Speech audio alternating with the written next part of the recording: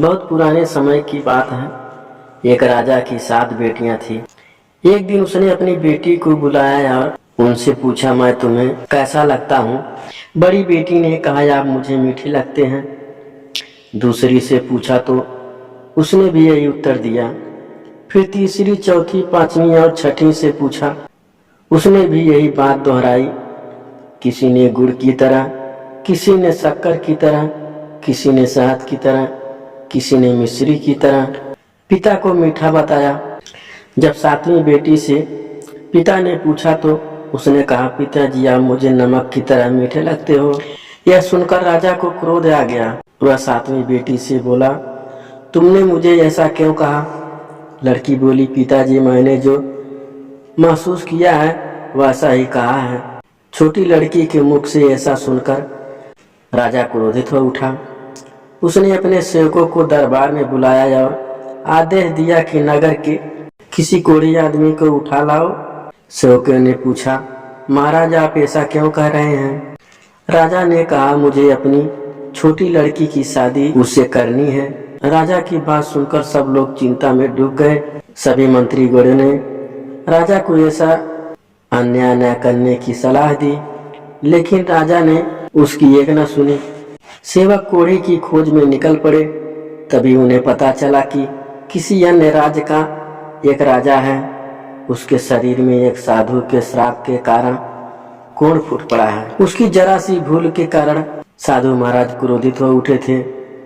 उन्होंने राजा को श्राप दिया था कि जिस अपने देह सौंदर्य का वह अभिमान करता है वह शीघ्र ही समाप्त हो जाएगा और वह कोढ़ी हो जाएगा। कोढ़ी हो जाने के बाद उसके ही दरबारियों ने उसे निकालकर जंगल में फेंक दिया था। सेवकों ने कोढ़ी राजा को जंगल से ढूंढ निकाला और उसे उठाकर अपने राजा के राज दरबार में ले आए। राजा ने अपनी सबसे छोटी बेटी का विवाह रस्मों रिवाज के साथ कोढ़ी राजा के साथ कर दिया। राजकुमारी राजमहल के वैभवपूर्ण जीवन को छोड़कर अपने पति को लेकर महल से बाहर निकल गई। भीख मांगकर उसने कोढ़ी को बिठाने वाला एक ठेला खरीदने के लिए पैसे जोड़ लिए। वह रोज उस ठेले में अपने पति को बिठाकर भीख मांगने जाया करती। एक दिन अपने कोढ़ी पति का कहना मानकर रानी उसे सरोवर के पास ठेले में बैठाकर छोड़कर भीख मांगने चली गई। कोढ़ी राजा ने देखा कि सरोवर में कुछ कौवे डुबकी लगा रहे हैं और हंस बनकर सरोवर से बाहर निकल रहे हैं। यह दृश्य देखकर वह हैरान हुआ। अचानक उसके दिमाग में एक विचार आया और वह सोचने लगा, क्यों न मैं भी सरोवर में डुबकी लगाऊं। यदि कौवा हंस बनकर बाहर निकल सकता है तो मैं भी शायद पहले जैसा सुंदर नौजवान राजा बन जाऊं। फिर उसने सोचा कि यदि मैं सुंदर नौजवान युवक बनकर निकलूंगा तो मेरी पत्नी मुझे पहचानेगी नहीं।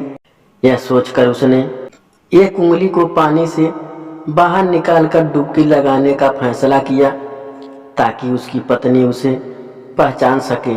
इतना सोचकर वह पानी में कूद पड़ा। डुबकी लगाकर वह पानी से बाहर निकला तो उसका सपना साकार हो चुका था। वह मुस्कुराता हुआ ठेले पर बैठ गया। रानी जब काम से वापस आई तो उसने देखा कि उसके पति के स्थान पर एक सुंदर नौजवान ठेले पर बैठा हुआ उसकी ओर देखकर मुस्कुरा रहा है। उसके मन में ख्याल आया कि इस नौजवान ने उसके कोढ़ी पति को मार डाला है और अब उससे शादी करना चाहता है।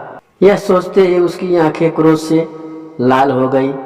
वह तुरंत उसके पास पहुंची और गुस्से में लाल पीली हो युवक से बोली, बता मेरा पति कहाँ है? युवक ने कहा, मैं ही तेरा पति हूँ।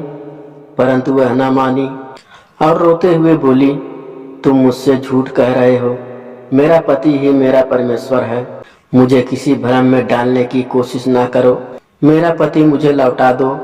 नौजवान युवक यह सब देखकर अपनी पत्नी के सच्चे प्रेम की मन ही मन सराहना करने लगा।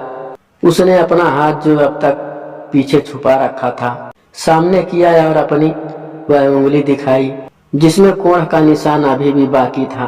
वह अपने पति को पहचान गई। इस चमत्कार को देखकर रानी के आश्चर्य तथा खुशी का ठिकाना न रहा। रानी ने हाथ जोड़कर प्रभु को धन्यवाद दिया। राजा अपनी रानी के साथ अपने राज्य में लौटा। समस्त प्रजा अपने स्वस्थ राजा को पाकर फूले न समाई।